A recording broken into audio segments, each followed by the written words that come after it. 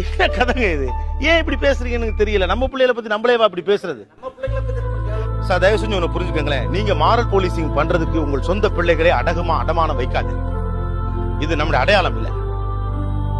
ஏன் அப்புறம் ஐடிக்கு அனுப்புறீங்க? உங்க பிள்ளைகள் ஐடியை காரி துப்பிக்கிட்டேன், ஐடியில இருக்கவங்க திட்டிக்கிட்டே எதுக்கு ஐடிக்கு அனுப்புறீங்க? கார்பரேட் செக்டரை காரி துப்பிக்கிட்டே எதுக்கு கார்பரேட் செக்டருக்கு அனுப்புறீங்க? பிபிஓ செக்டரை எல்லாத்துக்கும் கேவலமா பேசுறீங்க. எதுக்கு 2 மணிக்கு பொம்பளை பிள்ளைக்கு ஜீன்ஸ் டிஷர்ட் வாங்கி கொடுத்து கொண்டு நீங்களே ஸ்கூட்டியில விட்டு வந்தீங்க? அப்புறம் என்ன கலாச்சாரத்தை பத்தி பேசுறீங்க? இதெல்லாம் நம்ம பிள்ளைல நம்மளே பேசுறது தப்பு இல்லையா? என்ன இது? அப்படி யாருமே பேசுறது கிடையாது. நமக்கு மட்டும் இதுதான் சார் அட்டைவர், இதுதான் அட்டைவர். என்னது? வெறும் 15,000 ரூபாய் சம்பளத்துக்கு பொம்பளை பிள்ளை வீட்டை விட்டு காலை வெளியில எடுத்து வைக்க கூடாதுன்னு சொல்லிட்டு இருந்த சமூகம், நீங்க உண்மையாவே கலாச்சாரவாதியா இருந்தா கடைசி வரைக்கும் காப்பாத்திருக்கணும். அந்த கலாச்சாரம் தப்பு, அது அடுத்தது. ஆனா இப்ப எல்லாத்தையும் வித்துட்டீங்கல்ல, 5,000க்கு தயார்ல, உடனே நீங்க ஒரு ரெட்டை விட போட்டீங்கல்ல. அதெல்லாம் கிடையாது. பொம்பளை பிள்ளையும் படிக்கிறது, போகணும், சம்பாதிக்கணும்.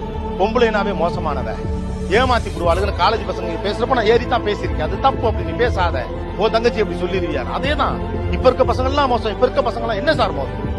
நீங்க எல்லாம் 20 வயசுல கல்யாணம் பண்ணீங்க, ஊருக்குள்ள பொம்பளை பிள்ளைய வரப்புல கையை பிடிச்சி இழுத்தீங்க. உங்களுக்கு கால் கட்டுன்னு ஒரு வார்த்தை இருந்துச்சு, இன்னைக்கு இருக்கா?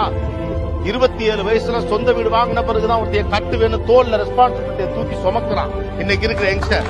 இவன் பொறுப்பாளியா, நீங்க பொறுப்பாளியா? என்ன பேச்சு இது?